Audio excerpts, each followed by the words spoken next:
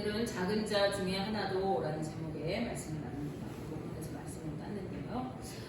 사람들은 언제나 작은 것보다는 크고 중요한 것, 또 다수가 원하는 것에 관심을 두면서 살아갑니다. 모두를 위해서 소수의 사람들이 희생을 강요받고 약자가 손해를 보는 경우가 많이 있습니다. 예수님의 제자들 역시도 크고 높은 것을 기대하고 바라면서 천국에서는 누가 큰 자인가 이렇게 물었고요. 또 서로 자기가 큰 자가 되기 위해서 다투기도 했던 것을 우리가 말씀을 통해서 볼 수가 있습니다. 그러나 하나님의 마음은 그렇지가 않습니다. 하나님은 오히려 연약하고 소외된 자들, 가난하고 힘겨운 삶을 살아가는 자들에게 더욱 관심을 두셨습니다. 이스라엘 백성들에게 하나님 율법을 주실 때에 그들에게 레위인과 객과 고아와 과부들을 부탁하셨어요. 이들은 모두가 소득이 없거나 또 있다 할지라도 아주 적은 소득을 얻을 수 있는 그런 자들입니다. 그러므로 하나님께서는 그들을 위해서 따로 11조를 거두어서 그들을 섬기도록 이렇게 명령하셨죠. 또 절기를 지낼 때마다 그들을 함께 초청해서 제사를 드리고 남은 제물을 그들과 함께 먹고 마실 수 있도록 그렇게 명하셨어요. 이스라엘 백성들이 그렇게 소외되고 가난한 이웃들을 섬기고 긍휼과 자비를 베풀며 살아갈 때 하나님께서는 그들을 축복하시고 더 풍성하게 하신다고 말씀하셨습니다. 그 이유는 하나님께서는 한 영혼 한 영혼을 천하보다도 귀하게 여기시기 때문에 그래요. 그러므로 우리가 어려운 형제와 이웃을 섬기고 긍휼과 자비를 베풀면서 살아가는 것은 하나님께서 기뻐하시는 삶인 것입니다. 예수님께서도 제자들에게 내 이웃을 내 몸과 같이 사랑하라 이렇게 말씀하시면서 누군가 너에게 오리를 함께 동행해서 길을 가자 이렇게 부탁하면 십리를 기꺼이 함께 걸어가 주라고 말씀하십니다. 또 나에게 겉옷을 좀 벗어주어라 이렇게 요청하는 자가 있다면 속옷까지도 기꺼이 벗어주라 이렇게 말씀하셨어요. 하나님께서 귀히 여기시는 영혼을 우리도 귀히 여기라고 말씀하시는 것입니다. 우리가 대하는 내 앞에 그 사람은요, 그 모습이 어떠하든지 그의 형편이 어떠하든지 나와 같은 하나님의 형상을 닮은 사람인 것이고 또 하나님께서 너무나 사랑하셔서 독생자를 아낌없이 내어주신 사람이기 때문에 그렇습니다. 우리가 그렇게 다른 사람을 귀하게 여기고 사랑하고 섬기는 삶은 그 사람을 존중할 때에 그렇게 살아갈 수가 있게 되어집니다. 그리고 다른 사람을 존중하기 위해서는요, 우리가 겸손한 마음을 가져야 그 존중의 태도를 가질 수가 있는 거예요. 예수님께서는 천국에서는 누가 더 큰지, 과연 누가 더 높은 자리를 차지할지를 의논하고 있는 제자들 앞에 한 어린아이를 불러 세우셨습니다. 그리고 너희가 이 어린아이들과 같이 되지 않으면 결코 천국에 들어가지 못한다. 이렇게 단호하게 말씀하셨습니다. 즉 어린아이와 같이 겸손한 마음으로 자신을 낮추고 다른 사람을 존중해야만 천국에 들어갈 수가 있고 또 천국에서 큰 자로 여김을 받게 된다는 것입니다. 마태복음 18장 3절 4절 말씀을 보시면 이르시되 진실로 너희에게 이르노니 너희가 돌이켜 어린아이들과 같이 되지 아니하면 결단코 천국에 들어가지 못하리라. 그러므로 누구든지 이 어린아이와 같이 자기를 낮추는 사람이 천국에서 큰 자니라 이렇게 말씀합니다. 어린아이는 중의적 의미를 담고 있어요. 실제로 어린아이를 가리키는 말이기도 하지만 그와 동시에 어린아이와 같이 겸손하게 자기를 낮추고 말씀대로 순종하며 살아가는 믿음의 사람들을 가리키는 말입니다. 그러므로 어린아이와 같이 겸손한 자가 천국에서 크고 천국을 차지할 자가 된다 하는 말씀인 것이죠. 반대로 겸손하지 않은 자들, 높은 마음을 품고 다른 사람을 업신여기고 홀대하는 자들, 그리고 말씀대로 순종하지 않고 제 소견에 옳은 대로 살아가는 자들은 천국에서 크다 인정받지 못한다는 것입니다. 인정받지 못할 뿐만 아니라 천국에 들어갈 수도 없다는 거예요. 이 말씀은 예수님께서 누구에게 하신 말씀입니까? 바로 예수님의 제자들에게 하신 말씀입니다. 그러므로 이 말씀은 주님을 믿고 따르는 주의 제자들이 어떠한 삶을 살아가야 하는지를 말씀하는 거예요. 천국에서 누가 크냐, 누가 더 높은 자리에 앉을 사람이냐를 따지고 있는 그들에게 주님은 너희는 높은 데 마음을 두지 말고 더 크고 위대한 사람이 되기를 힘쓰지 말고 오히려 더 자신을 낮추고 스스로를 작은 자로 여기면서 겸손하게 말씀대로 순종하여 살아갈 것을 말씀하고 있는 거예요. 겸손하게 다른 사람들을 높여주고 그 사람을 존중하며 살아가라는 것을 말씀하시는 것입니다. 오늘을 살아가는 사람들은 이러한 삶을 살고 있지가 않습니다. 어떻게든 다른 사람을 깎아내리고 자기가 더 높아지려고 애쓰며 살아갑니다. 또 어떻게든 다른 사람들을 밟고 올라서서 더 높은 자리에 오르려고 더 좋은 위치를 차지하려고 애쓰면서 살아가게 된 것이죠. 그래서 인격이 존중받지 못하고 상대방을 향한 배려와 존중을 찾아보기가 점점 어려운 시대를 살아가고 있습니다. 그러나 주님을 믿는 우리 성도들은 이러한 세상의 가치관을 따라서 살아서는 안 되는 것입니다. 오늘 말씀과 같이 겸손하게 자신을 낮추고 다른 사람을 존중하며 살아가야 하는 것입니다. 왜냐하면 그것이 하나님께서 원하시는 삶이고 예수님을 닮은 삶이기 때문입니다. 온 세상의 주인이신 예수님께서 죽기까지 복종하여 하나님 말씀대로 순종하셨고 또 죄악으로 더러워진 우리 인생을 온 인류를 사랑하셔서 생명을 내어주셨습니다. 뿐만 아니라 예수님은 동생의 기간을 사시는 동안에 가장 낮고 천한 자들을 찾아가셔서 그들과 함께 하시고 식사를 나누시고 그들의 손을 잡아주시고 친구가 되어 주셨습니다. 그분은 권위를 내세우지 않으시고 선생이 되어서 제자들의 발을 손수 씻겨주시고 종과 같이 섬겨주셨습니다. 그리고 말씀하셨어요. 가서 너희도 이와 같이 하라. 내가 너희에게 본을 보였다. 그러니 너희는 내가 너희에게 보여준 대로 가서 섬기고 사랑하고 낮아진 삶을 살아가라. 그러므로 제자들뿐 아니라 우리 믿는 자들은 예수님의 모습을 닮아서 사랑과 섬김의 삶으로 긍휼과 자비를 베푸는 삶으로 살아가야 하는 것입니다. 여담이 있지만은 얼마 전에 TV를 봤어요. 그런데 우리나라를 부강하게 성장시킨 기업인들의 공통점이 있었다는 거예요. 그 공통점이 무엇인가 하면 나라와 민족을 생각했다는 것입니다. 내가 이것을 해서 돈을 벌어야지, 내가 잘 먹고 잘 살아야지 생각하는 것이 아니라 내가 이것으로 다른 사람들에게 유익을 줘야지, 이것을 통해서 우리나라를 잘 살게 해봐야지 라고 하는 마음을 가진 사람들이 오늘날 대기업의 총수들이 되고 이 나라를 위해 헌신하고 이 나라를 세웠다는 거예요. 그런데 오늘은 어때요? 오늘날을 살아가는 사람은 다른 사람에 관심이 없어요. 나라와 민족 조차도 관심이 없습니다. 그저 내가 잘 먹고 잘 살기 위해서, 내가 돈을 잘 벌기 위해서 다른 사람이 어찌됐건 상관없이 내 삶만을 위해서 살아가죠. 그러나 그런 사람은 결코 잘 될 수가 없는 거예요.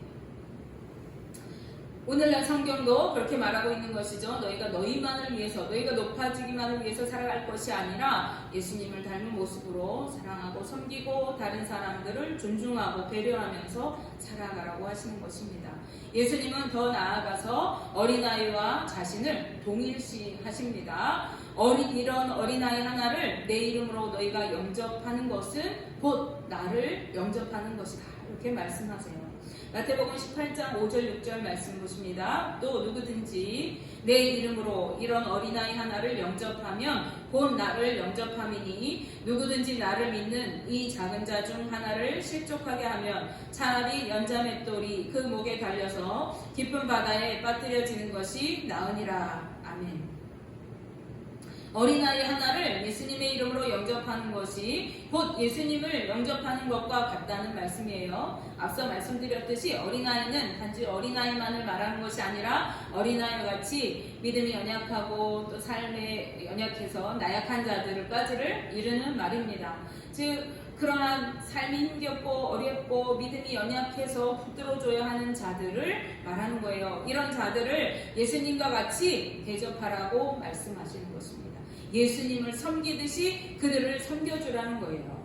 반대로 그들을 실족하게 하면 어떻게 하래요? 차라리 연자 맷돌이 목에 달린 채로 바다에 빠뜨려지는 것이 더 낫다, 이렇게 말씀하세요. 그리고 이어서 말씀하시기를 어린아이와 같은 자들을 실족하게 하는 일들이 있기 때문에 세상에 화가 있다, 이렇게 말씀합니다.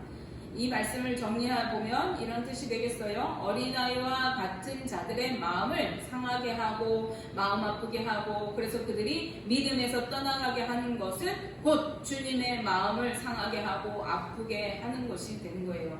그러므로 주님의 마음을 아프게 해드릴 바에는 차라리 목에 연자맷돌을 달고 바다에 빠뜨려지는 것이, 바다에 던져지는 것이 더 낫다, 그런 것입니다. 목에 연자맷돌을 메고 바다에 던져지면 어때요? 살아날 수가 없겠죠. 차라리 죽는 게 낫다, 이런 표현인 거예요. 아주 강한 표현입니다. 어린아이와 같은 사람을 마음 아프게 하고 믿음에서 떠나게 하는 것은 주님의 마음을 아프게 해드리는 것이에요. 이러한 삶은 곧 주님을 업신여기고 주님의 마음을 아프게 해드리는 것이 되고, 그러한 삶은 주님께 결국은 죄가 되기 때문에 그렇습니다. 따라서 죄짓고 멸망길을 가는 것보다는, 영원한 지옥불에 던져지는 것보다는 차라리 네가 죄를 짓지 않고 죽는 것이 더 낫겠다, 이렇게 말씀하시는 아주 강한 표현입니다. 그런데 여기에 더해서 그렇게 살아가는 것 때문에 세상에 화가 미칠 것이라고 하시는 것이에요. 하나님의 뜻대로 살지 않고 주님의 마음을 아프게 해드린 것 때문에 미치는 이 화는 어떤 화이겠어요? 하나님을 마음 아프게 하고 하나님의 마음에 그 뜻대로 살지 않은 것으로 인해서 화가 왔다. 이것은 무슨 뜻입니까? 주님의 진노에 의한 심판이 임할 것이다, 이런 말이겠죠. 하나님의 심판이 그러한 삶 때문에 온다는 거예요. 너희가 작은 자라고 해서, 연약한 자라고 해서, 나보다 못 살고 못 가지고 했다고 해서 그 사람을 업신여기고 그 사람을 실족하게 해서 믿음에서 떠나게 하는 것 때문에 이 세상에 화가 임한다, 하나님의 심판이 임한다, 이런 말씀입니다.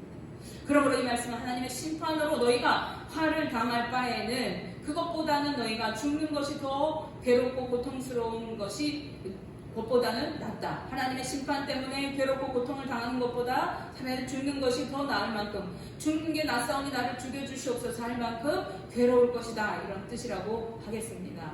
그렇기 때문에 손이나 발이 너희를 범죄하게 하거든 차라리 찍어내버리라, 이렇게 말씀해요.